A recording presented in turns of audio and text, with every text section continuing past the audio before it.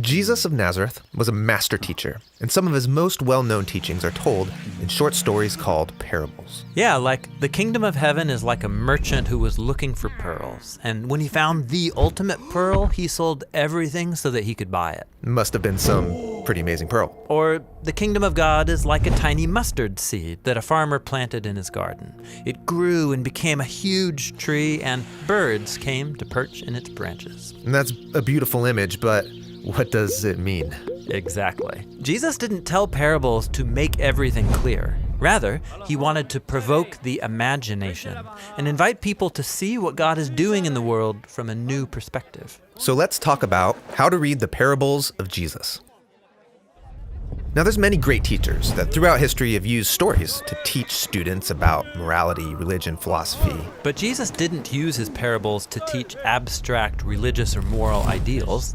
He said that his parables were about himself and his mission. His mission, which was to announce that the kingdom of God was arriving on earth as it is in heaven. Right. So in Jesus' day, the Israelites were ruled by the Roman Empire. But their scriptures promised that one day their God would come to rule his people as king. And so many Israelites wanted to revolt against Rome and fight for their freedom. And this is what some people thought of as the kingdom of God. Exactly. But Jesus was a poor, traveling prophet, healing the sick, inviting people to follow him.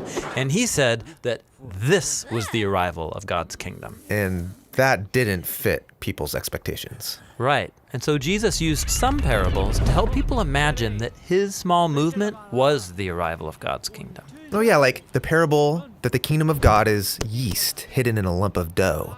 And you might not see its influence, but it's gonna change everything. Jesus also told parables about the upside-down values of God's kingdom, about how the least important people in the world are actually the most important people to God, especially those who are poor and of low status. Yeah, like the parable about the business owner who hired workers throughout the day, in the morning, later in the day, and even towards the end of the day. And when it was time to pay everyone, he paid them all the same wage. Right, Jesus is showing how money and status are irrelevant to God, who offers his generous mercy to everybody. Now, not all of the parables have happy endings. Some are really intense. Yes, Jesus stood in the tradition of Israel's prophets, who also told parables to criticize Israel's leaders because they mistook their kingdom for God's. So Jesus warned the leaders of his day. If they don't accept his offer of God's kingdom, they're headed for destruction. Yeah, like the parable of the landowner who built a wonderful vineyard, and he expects it to produce fruit. Yes, Jesus gets this parable from the prophet Isaiah, but then he adapts it. Right, and so the landowner appoints managers to take care of this vineyard. And at harvest, he sends servants to collect the fruit. But those managers kill the servants. And so the landowner sends his own son to confront the managers, and they kill him too. And so Jesus asked the people around him, what do you all think this landowner should do? Oh, he's gonna punish those managers and hire new ones. Jesus knew that if Israel kept on their current path, they would be destroyed by Rome. And so in parables like this, he's forcing people to make a decision about his offer of God's kingdom. Are people going to reject him, ignore him, or trust and follow him? Now, if this message of God's kingdom is so important, why cloak it in parables? Why not be more clear? Well, through riddles and parables, Jesus could make really bold claims that revealed truth to people who were open-minded. For those who have ears to hear, they could ponder it and go deeper. But the parables would also conceal his message from those who were against him, so that he could buy more time.